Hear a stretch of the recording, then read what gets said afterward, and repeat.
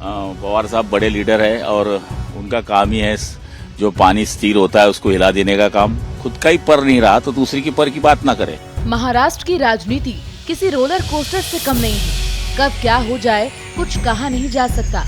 सत्तारूढ़ महायुति में शामिल शिंदे गुट और भाजपा के बीच खटपट चरम पर पहुंच गई है। 4 दिन पहले सूबे के उप मुख्यमंत्री एकनाथ शिंदे की हल्के में मत लेना वाली धमकी से सियासी माहौल और गर्म हो गया है। इसके जवाब में भाजपा की तरफ से भी पलटवार किया गया है। हालांकि अंदर खाने से यही कहा जा रहा है कि सब कुछ ठीक है, लेकिन बयान और पलटवार यही इशारा कर रहे हैं कि दाल में कुछ काला है। कुछ दिन पहले ही एकनाथ शिंदे ने इशारों में भाजपा को चेतावनी दी थी। उन्होंने कहा था कि मुझे हल्के में मत लेना। अब कयास तो यही लगाए जा रहे हैं कि इशारा भाजपा की तरफ था।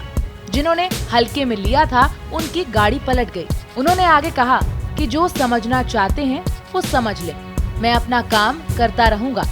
शिंदे का ये बयान ऐसे वक्त आया है जब भाजपा और शिंदे गुट के बीच तनाव की खबरें जोरों पर हैं। बीते कुछ हफ्तों में दोनों दलों के बीच दूरियां बढ़ती नजर आई हैं। अब राजनीतिक हलकों में कयास लगाए जा रहे हैं कि उन्होंने धमकी भरे ये शब्द किसके लिए कहे हैं।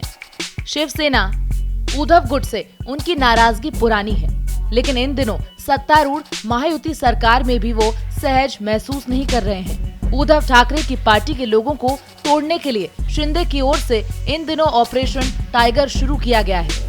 इस ऑपरेशन के तहत ही कभी शिवसेना के गढ़ रहे कोंकण सहित राज्य के अन्य हिस्सों में कई वरिष्ठ नेता शिवसेना उद्धव गुट से टूटकर शिंदे के साथ आ रहे हैं। इस पर टिप्पणी करते हुए एक दिन पहले उद्धव ठाकरे ने ये भी कहा था कि आजकल मुझे इतने धक्के दिए जा रहे हैं कि मैं धक्का पुरुष बन गया हूँ, लेकिन जिस दिन मैं धक्का दूंगा उस दिन संभलने का मौका नहीं मिलेगा।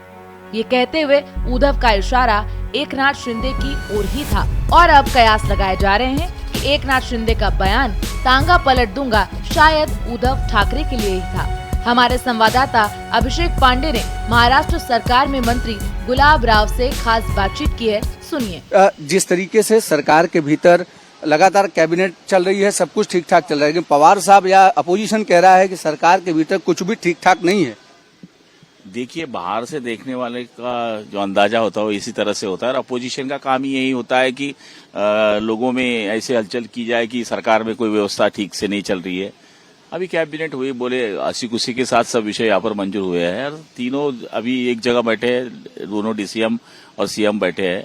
मुझे तो भी लगता है कि पवार साहब बड़े लीडर है और उनका काम ही है जो पानी स्थिर होता है उसको हिला देने का काम, वो हिला दिया ऐसा लगता है उनको, लेकिन वैसा नहीं है।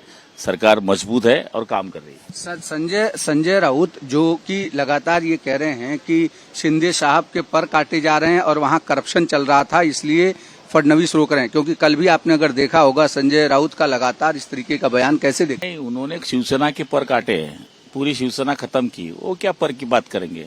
खुद का ही पर नहीं रहा तो दूसरी की पर की बात ना करे। बिल्कुल, जिस तरीके से गुलाबराव पाटिल कह रहे हैं कि शिवसेना के खुद के पर संजय राउत ने काटे हैं, इसलिए वो शिवसेना पर बात ना करें। वीडियो जर्नलिस्ट घनश्याम के साथ अभिषेक पांडे, भारत एक्सप्रेस, मुंबई।